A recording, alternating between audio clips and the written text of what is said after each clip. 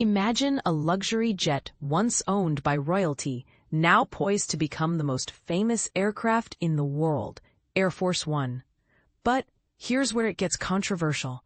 This Boeing 747-8, donated by Qatar to the U.S. government, has sparked debates about political gifts, funding priorities, and the future of presidential travel. Spotted recently in Texas, this VIP-configured jumbo jet is on its way to a massive transformation, but the journey is far from smooth. On August 8, the Boeing 747-8, registered as N7478D, was photographed departing Alliance Fort Worth en route to Waco, Texas. This isn't just any plane. It's the one Qatar gifted to then-President Donald Trump in 2025, as first reported by The Aviationist. The aircraft is likely headed to L3 Harris Technologies for the first round of inspections and prep work, as the company has been contracted to convert it to meet Air Force specifications. This sighting aligns with recent reports that the plane is already in Texas and that preliminary floor plans for its refit have been shared among senior U.S. officials. But this is the part most people miss. The donation wasn't just a simple handover. Qatar transferred the aircraft as an unconditional donation to the U.S. Department of Defense under a Memorandum of Understanding, MO, signed on July 7, 2025. The MO, described by outlets that obtained it, gives the Pentagon broad authority to use the jet in any manner it deems appropriate under U.S. law. It also includes a clause explicitly stating that the donation does not constitute bribery or undue influence, a clear attempt to preempt political scrutiny.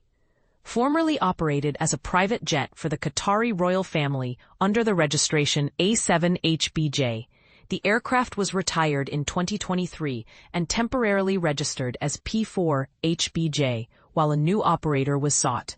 Here's where it gets even more intriguing.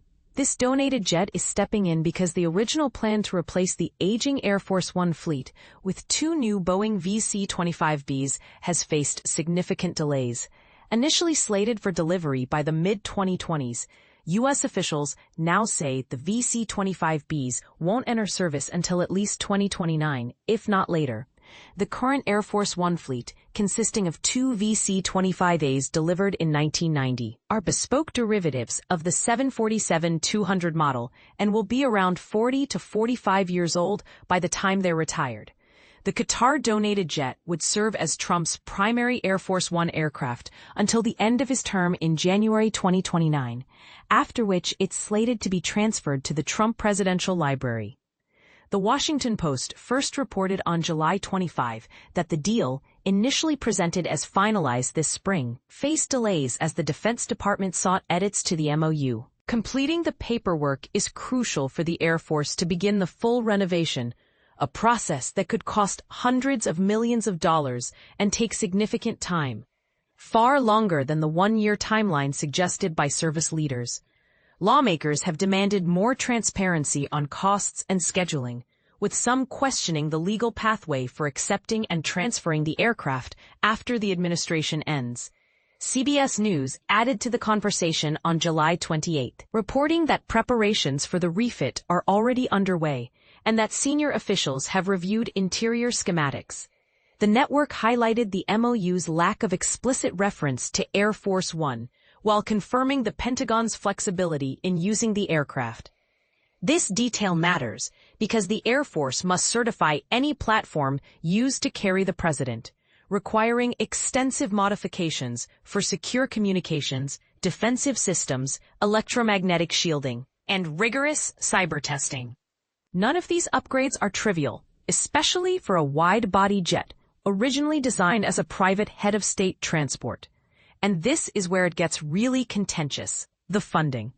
According to the Post, the Pentagon plans to cover near-term costs by reallocating funds from the Sentinel ICBM program, with the gap filled later through a broader defense appropriations package.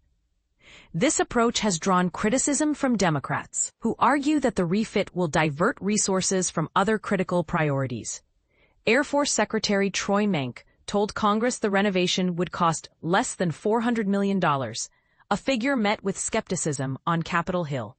CBS News echoed this estimate, and the plan to use excess to need Sentinel funds, while noting the missile program's history of overruns and delays. From an aviation perspective, the airframe itself is the easy part. The real challenge lies in its missionization, stripping, auditing for foreign hardware, rewiring, and rebuilding the aircraft around government-grade communications, defensive systems, and survivability features. This process must then be validated through flight tests and certification. It's precisely why recent administrations opted for highly modified 747-8s through the VC-25B program, a path that has proven longer and costlier than anticipated. The donated jet is positioned as a temporary solution until the VC-25B effort delivers, but reports suggest the refit will take many months and many millions. So, here's the question. Is this donated jet a practical stopgap or a politically charged decision that could have long-term consequences? And should the U.S. accept such high-value gifts from foreign nations, especially when they come with strings attached, even if those strings are legally disclaimed? Let us know what you think in the comments below. Special thanks to Victoria Fontana for sharing the photo of N7478D featured in this article.